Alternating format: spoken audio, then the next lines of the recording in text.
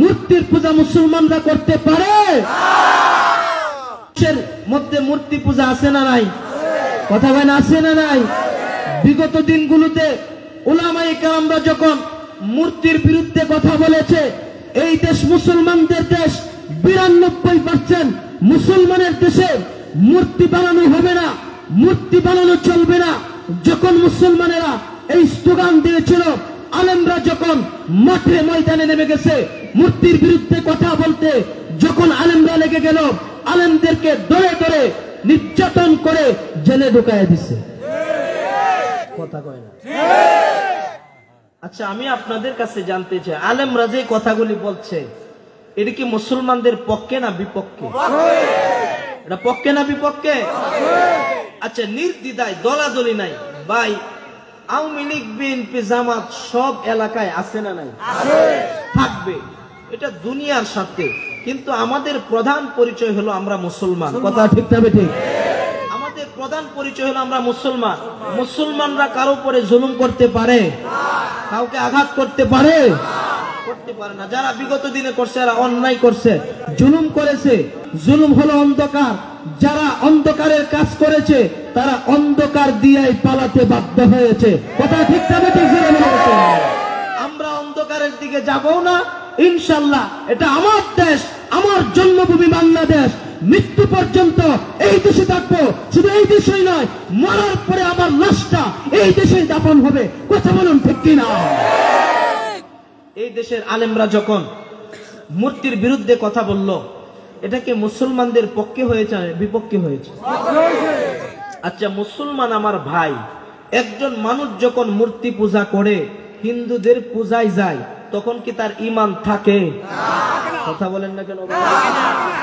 এই দেশে হিন্দুদের পূজায় মুসলমানরা যায় কি যায় না?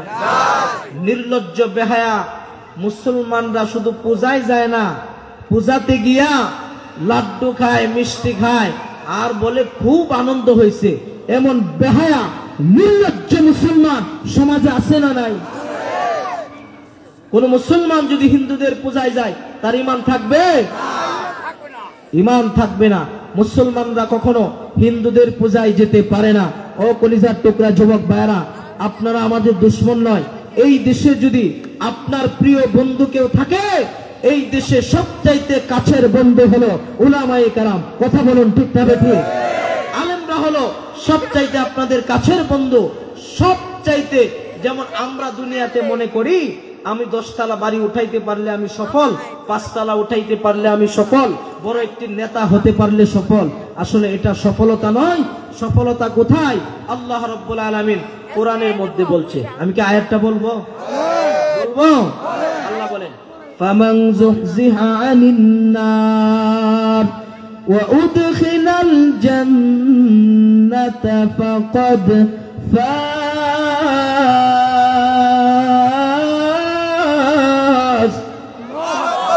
আল্লাহ বলেন, ও গোলাম শুনো, তুমি মনে করো এই দুনিয়ার জমিনে 5 তলা উঠাইলে, টাকাওয়ালা হইলে, বিদেশ গেলে বাড়ি উঠাইলে সফল। কিন্তু না না, আল্লাহ বলেন, হাবিব আমার, আপনার উম্মতদেরকে জানায় দেন, ফামান যুহজিহা আনিন নার ওয়া উদখিলাল জান্নাতা ফাকাদ ফাজ। যারা ঈমান নিয়ে মরলো, আমল নিয়ে মরলো, যারা জাহান্নাম থেকে মুক্তি পাইলো, ওয়া উদখিলাল জান্নাতা ফাকাদ ফাজ, যারা জান্নাতে প্রবেশ করলো, তারাই হলো আসল সফল অর্জন করেছে। কোরআনের ভাষায় হলো, যারা ঈমান নিয়ে মরে তারা হলো আসল সফলতা অর্জন করে। কথা ঠিক না ঠিক?